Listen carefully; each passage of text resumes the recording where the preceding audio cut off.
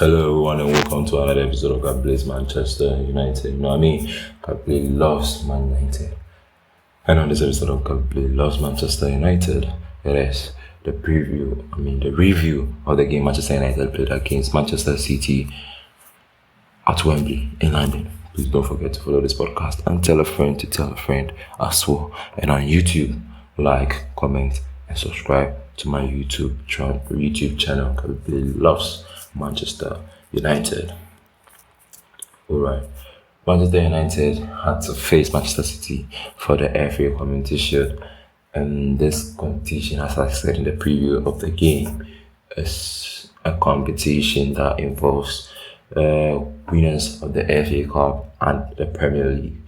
Even though the Premier League might have some oratory or something, FA Cup has the highest aura because of the history behind the FA Cup, and FA Cup is one of the oldest trophies in the world.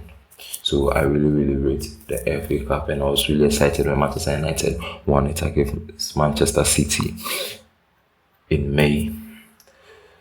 And moving on into the game against Manchester City on Saturday, the weekend. We saw really plenty positives from the game against Manchester City at Wembley. You could see Manchester United created enough chances for themselves, and you could see a pattern of play that Eric Ten Hag wants the team to do. You could see some passes which nearly led to goal on 3 different occasions.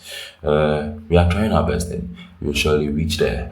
And from preseason up to this game, Amad Diallo has been a problem or a menace to many defenders. You could see how he was direct and pushing the Manchester City defenders or pinning them into their box. That's what I expect from a right winger of Manchester United. And I'm really excited. He is trying, or he's doing what is needed of him. So I'm hoping Eric Ten Hag in the Premier League will start playing Amad Diallo. But considering Alejandro Garnacho's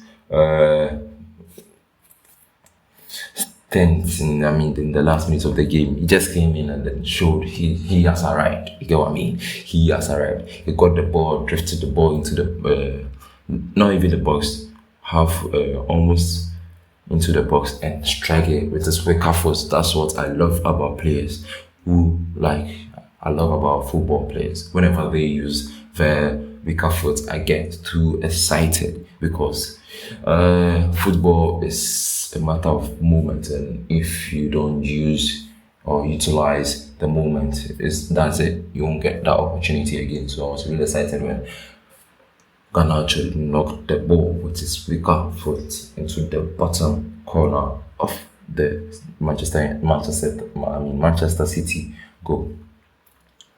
And just as I'm saying, there were loads of positives to derive from the game. Bruno Fernandes' example was my man of the match, just as I expected him to be in the preseason. So the preview of this game against Manchester City. But my negative comment or whatever, or somebody say a bad comment about Manchester United is that they can't retain the ball for 2 seconds whenever there is a turnover.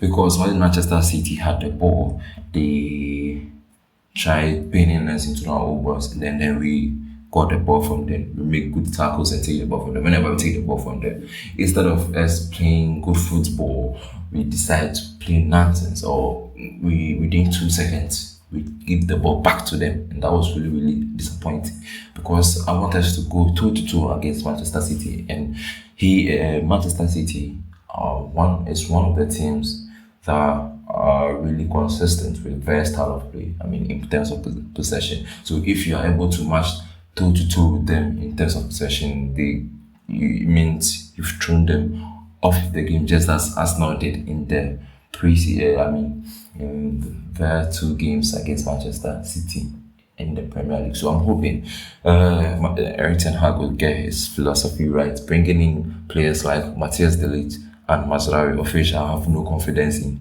Mazraoui. I'm hoping it will. The team will gel and play the kind of style we all know Eric Ten Hag did at Ajax, matching up toe to toe with teams in terms of possession and whatnot. So I'm hoping Manchester United will correct a few things about their game against Manchester City in terms of retaining possession and whatnot. And then to Johnny Evans. In 90 minutes, he defended really, really poor. And in penalties, instead of him to show something, he went to kick the ball. Why?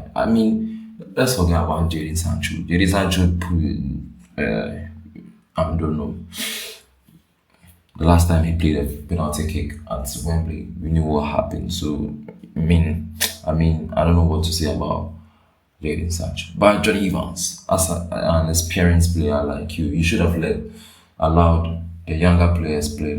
Facundo Pellistri was there and a few players were there. You could have allowed them to play the penalty, but he went out and played them and kicked the ball wide. I didn't know what he was trying to do, whether Panenka or whatever. I was really pissed on the day. And also Marcus Rashford. It's really, really sad. We don't want to see glimpses of what happened last season. You had a lot of chances you could have scored a goal, but you decided to keep the ball instead of giving passes. And then when you feel like you are in a tough position before you release the ball, in the 24-25 season, we are not going to tolerate this style of play from Marcus Rashford, because everyone is trying to gain a spot in the team. You could see where last season what Kobe did with Mason Mount. When his Mount got injured, Kobe stepped up in the game against Everton at the Goodison. You could see when was really eager to plant his feet into the team, and when he did that, he was a regular starter of the team. So Marcus Rashford, he must know. He must step up, because this season we are not going to sit down for Eric Ten Hag to keep Amad Diallo on the bench. Alejandro Garnacho can play where Marcus Rashford is playing. So we want the Marcus Rashford of the 22-23 season. You get what I mean? 22-23 season where he performed really well. So he has to put his utmost best this coming 24-25 season.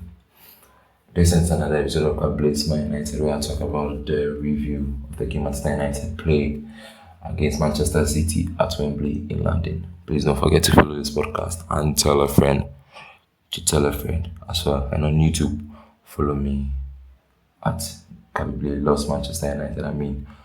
Like, comment, and subscribe. Kabibly Loves Manchester United.